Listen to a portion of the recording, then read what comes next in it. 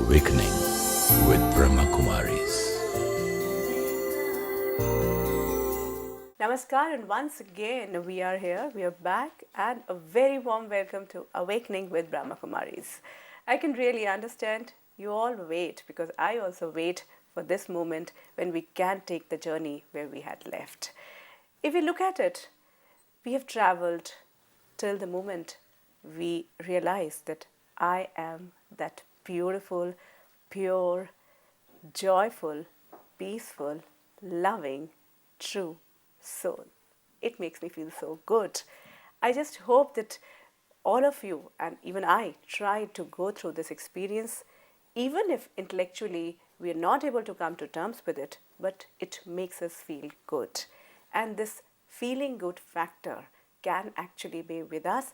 And now, today, we'll try to find out that intellectually, can we come to a conclusion that yes, I am this beautiful being? And to take us through this journey, as always, it's a great privilege to have with us Brahma Kumari Sister Jayanti, who is the European Director of Brahma Kumaris and also the NGO representative at United Nations in Geneva. Om Shanti and a very warm welcome. Namaste and Om Shanti to you. Sister Jayanti, before we go ahead in this journey of inner self, there's something which I want to ask you. Just a minute. Was a program or a concept which you just went through? Can you just tell us? It's something that we've been practicing in the Brahma Kumaris for many, many years. But we were trying to think about what was the essential message that we wanted to share with people. And we realized that we wanted them to be aware of that inner feeling of peace, which is the true nature of the self. And we realized that the system that we have of taking a pause every hour on the hour and just letting our mind become quiet and still and connecting with the self was something that was very useful for everybody. And so we call this just a minute. Just a minute, wait. And you're telling your mind this, just a minute.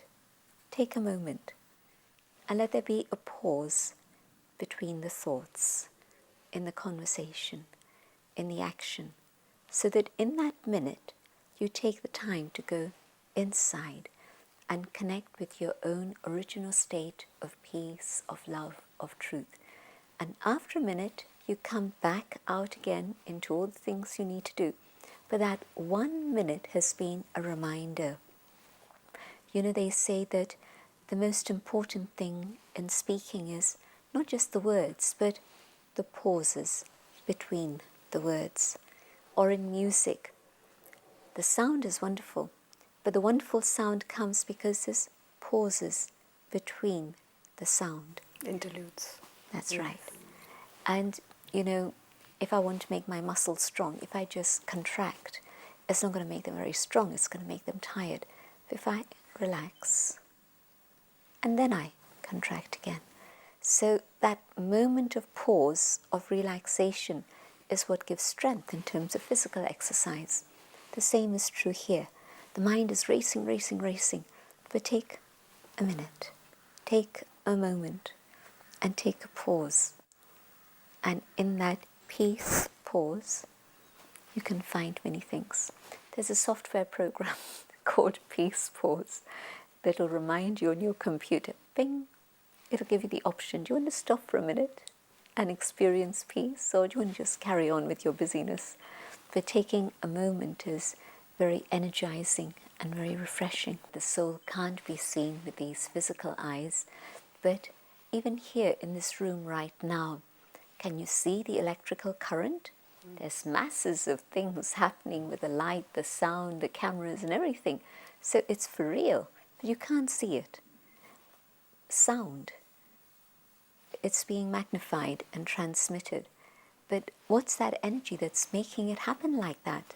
Again, you can't see it. Gravity, it's for real. If I pick up that cup, it's not going to stand there, it's going to fall. It's real.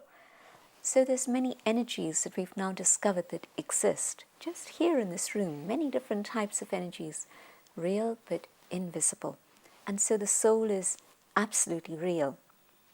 How could this mouth speak on its own?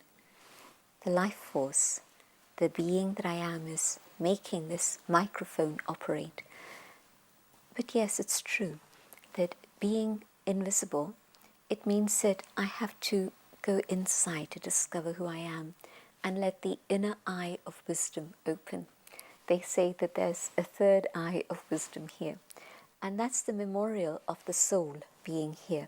So the soul resides here, just in front of the brain, and then through its awareness, through its thoughts, it works through the brain, sending out the information, receiving the information, but it's not the brain that does it. Yeah, that's what I wanted to ask you, because this is a question which has been really coming, is like, till now I've been thinking that my brain is a supercomputer who creates thoughts, who gives instructions to my hand, my leg, whatever it wants to give, whatever work has to be done, and then whatever I do is like I remember it also. Yeah. The analogy is a good one, because the brain is the computer, but it's the hardware. But the hardware on its own can't do anything. It needs a software. And so the software is contained within the soul. Then it's able to make all this hardware and all this system that's an amazing creation of the universe function. But the software is the soul. And so in that awareness of the invisible being that I am, there's many different levels. My thoughts. You heard about how people are afraid of silence because they don't want to be left alone with their thoughts. Well, the first thing you become aware of are your thoughts. Another thing you can see are your feelings. Then you get in touch with your emotions. Then you go a bit deeper and you get in touch with your belief, your understanding. Then you go a bit deeper and you get in touch with your conscience. You go a bit deeper and you get in touch with your memories, all the memories that I carry from forever. And then you go a bit deeper and you get in touch with your personality traits, the imprints that are you, that you have acquired through your whole journey in life, and that's all recorded within the soul. That's not recorded in the body. That's not recorded within the brain. But it's all there within the soul. Once the soul has left the body, this hardware is there, but it's not functional. Everything within the physical system can be perfectly intact, but the spark of light is gone, and this can do nothing. I ask myself the question, well, if a thought has come, and two people see the same situation, but we'll have different thoughts, and the thoughts will lead to different actions.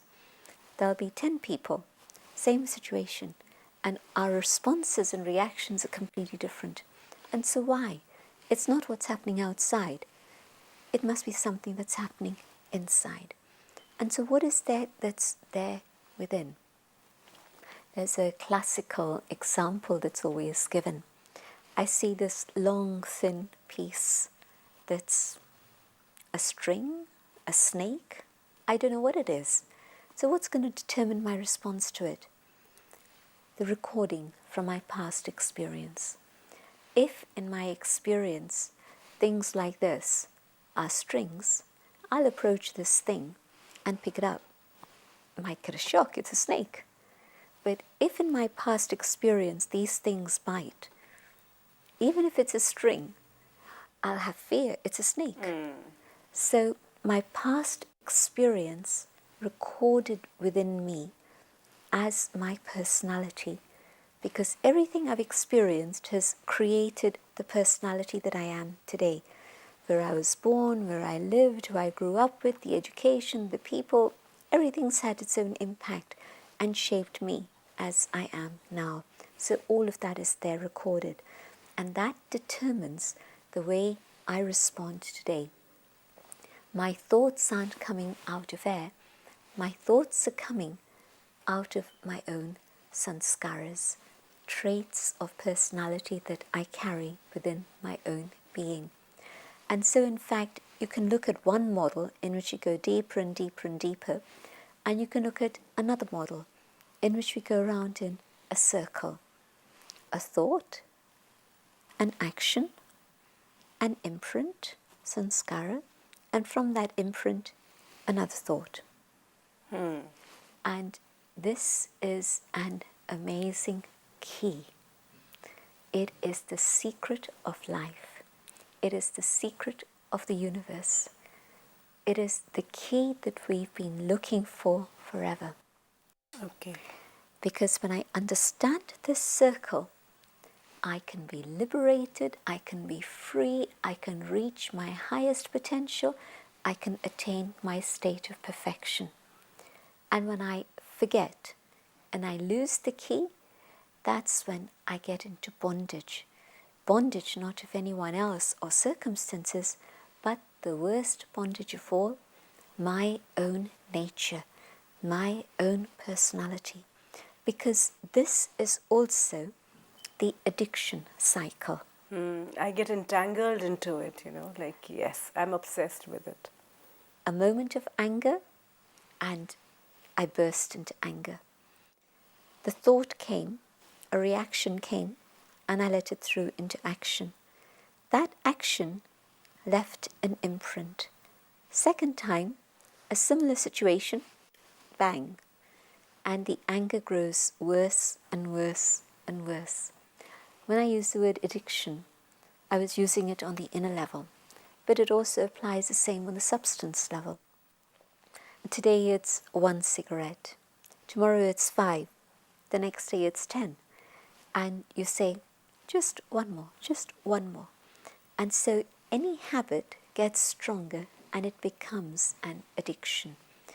And the only way to break free from that addiction is to break the pattern between the thought and action. And there's one thing I didn't mention when I was talking about thought and action and imprint, and that's the most critical aspect of the human being, and that is the buddhi, the intellect. When it's just thought, action, imprint, we've bypassed the intellect, the filter that says yes or no. Decision-making power. Okay, yeah. The conscience, the capacity to understand, the capacity to reason, the capacity to have logic, the buddhi. The buddhi is the guardian, but the buddhi has gone to sleep. Our conscience is fast asleep. And so thought, action, and in a world that's fast, fast, fast, and we put a value on speed, high value, a thought, an action, and you think, great, but you've cut out the filter of the checkpoint. Should I not? Remove the traffic lights from the roads, the checkpoints, and it's chaos. Yeah. The filter, the traffic lights, the signal, proceed or stop. That's the buddhi. And so what's happened today is that we haven't given it value. And also because we've had the wrong belief system, the material paradigm, I am this, instead of the spiritual understanding of who I am. When the buddhi awakens, the divya buddhi, the divine intellect, I am the eternal soul. Then the buddhi becomes functional again.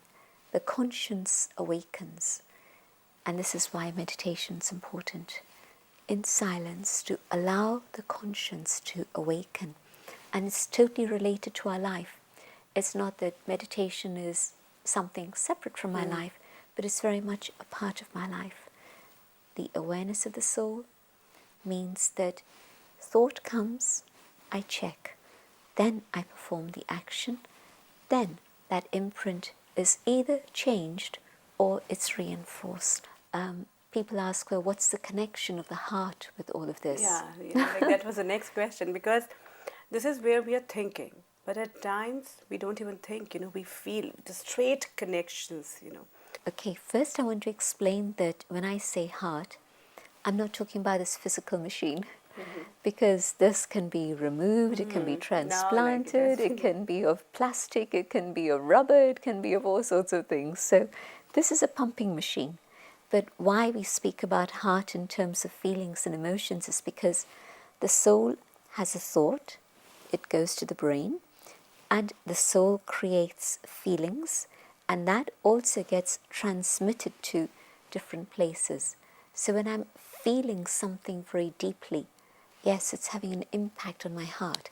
I can feel it thumping away and it's racing. The feelings are having an impact here. But it's not this which is actually having the feeling. It's a response to the feeling that the soul has. And so I'm going to talk about feelings and heart in terms of the soul, not the physical body. And so when I have a thought, negative or positive, if the thought is repeated, then the pattern of thinking that I have creates a feeling. And the experiences I've been through are there within me as my emotions. My thoughts can be negative, positive. My feelings can be negative or positive. My emotions likewise. Where the thought has continued for a while, it's left an imprint of a feeling. And where feelings have been created over a long period of time, most times feelings I can connect back and say, well, I was fine. What happened then? Well, this happened, and that's when my feelings changed. And I can, if I'm checking, then I can pick up on it and say, this was the precise moment when this feeling came about, when everything was fine. But I got this letter, I got this email, I got this phone call. Or somebody said something and everything. Yeah. And so you can start learning to monitor your thoughts and your feelings. But of course, all this time we haven't done that. We've given it free range to do what they want, thoughts and feelings. And of course, the experiences we've been through, maybe even infancy, I can't even recall, but they left me with certain scars or certain tendencies. Negative emotions tend to come like a sledgehammer. Positive emotions come and go very fleetingly. They're very subtle. And it's very interesting that for the past 20 years only, positive emotions have been a subject of study and research, which is amazing. So things have left an imprint, especially the negative things. And so the emotions that are there, we don't even know what created them, but the scars are there within the soul. But go deeper, and there's the aspect of belief, of reason, of understanding, which we call the buddhi, the intellect. When I say mind, it's not just the thinking part, but the mind is also my feelings and my emotions. So that part is linked with the manas, the mind, including the heart. But the logic and the reason part, that's the next part. And that too you can say, one is my belief system. A lot of information comes my way. But the useful things I take in become knowledge. I retain them in this vessel, this receptacle that I have. As I use that knowledge in my life, it becomes wisdom. And as I follow the path of knowing, of wisdom, I'm able to start getting a glimpse of truth. So from overload of information, you have to filter. And then you get to knowledge. And then you get to wisdom. And then the truth. But the receptacle is the buddhi. My capacity to take in information, retain it or reject it, and understand. This is what my belief is about. This is what my faith is about. And so the belief that I'm a body, my thoughts, my feelings have all become negative. I've lost touch with myself. A turnaround. I have the faith. I am a soul. You see, the word nischay is very beautiful. Faith. But nischay buddhi is not blind faith. It's not faith of just acceptance, but it's through the buddhi, the reasoning, the understanding. Logic, yeah. But that belief and that understanding then shapes my conscience. And so I believe I'm a body. So who cares about karma? Who cares about effect of good, bad, or negative action. It doesn't matter, enjoy the day and who's going to live, So eat, drink, and merry, It's that only sort of just thing. one life, enjoy it as you must. And so this is why eat, live, and drink and be merry, and it doesn't matter. The conscience has gone to sleep with this materialistic paradigm that we've been living with. And so the spiritual paradigm, the belief of the soul, the buddhi waking up, is my conscience waking up and telling me, hey, have a look, stop. And so the key is there in my hands again. And so then, yes, I make sure that thoughts come in the right direction. And okay, out of habit, first thoughts won't always be the right ones, but the filter is functional again. The negative thought will come, but it'll stop. I was talking about substance addiction. The moment of realization, this addiction, substance, is going to bring me death, is damaging me and my family, and the conscience awakens. That's the willpower.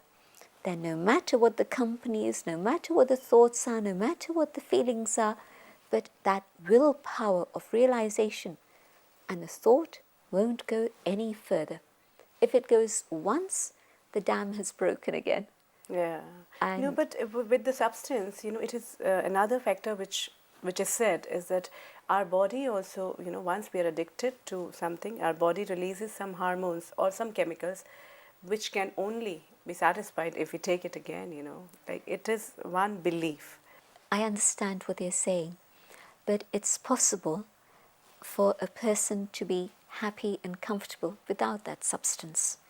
And this person who is today an addict, before he became an addict, was happy and comfortable without it. And so, both sides of the story, there's proof and evidence that I don't need to depend on these things. And then, yes, there's the whole story of withdrawal.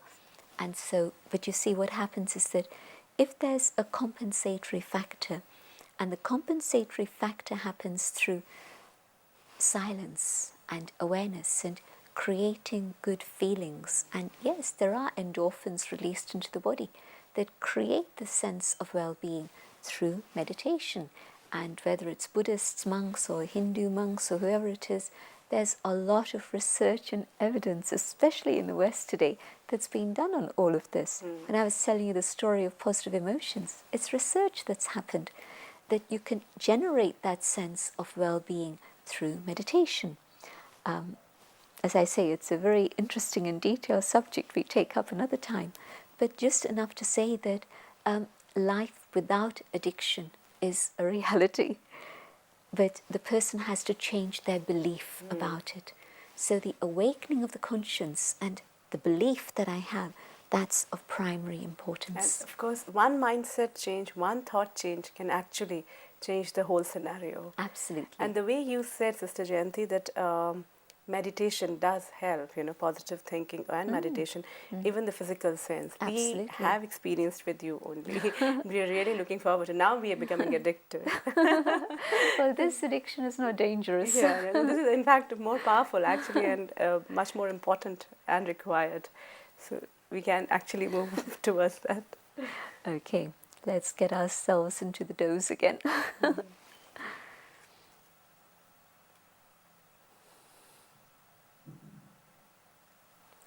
Aware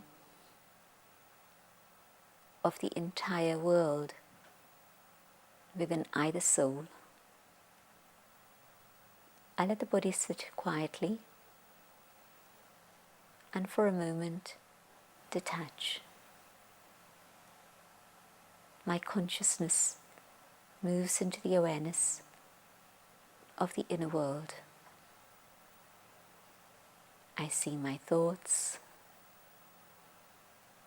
I see my feelings. I see my emotions. I connect with my original qualities, and my thoughts become peaceful, filled with love. And this feels totally natural. I'm connecting with the being that I am. I hold this awareness and these pure feelings, and I send out these rays out into the world.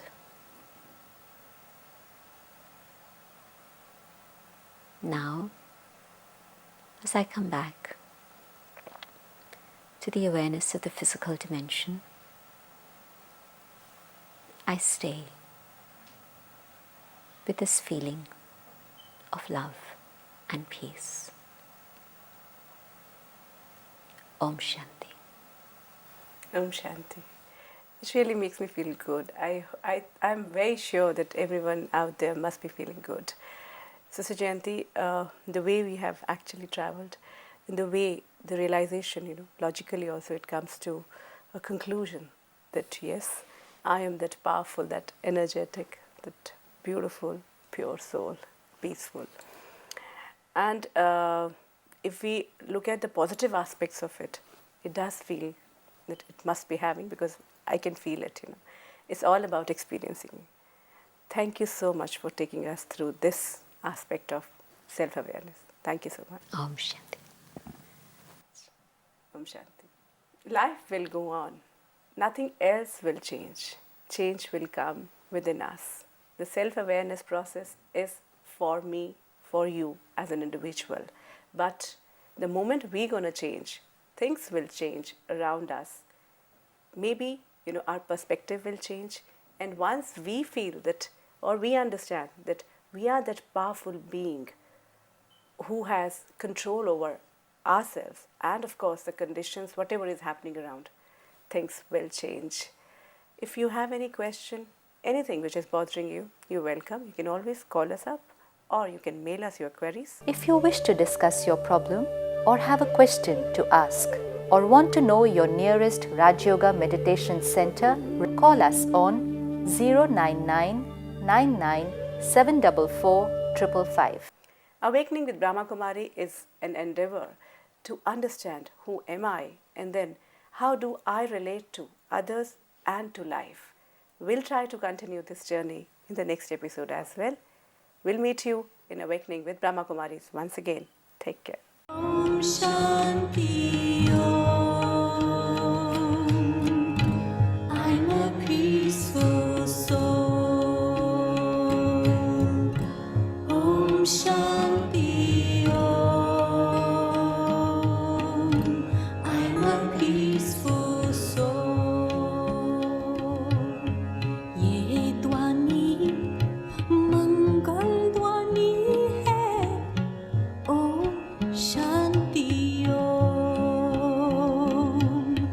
This sound is a sacred sound. Om Shanti.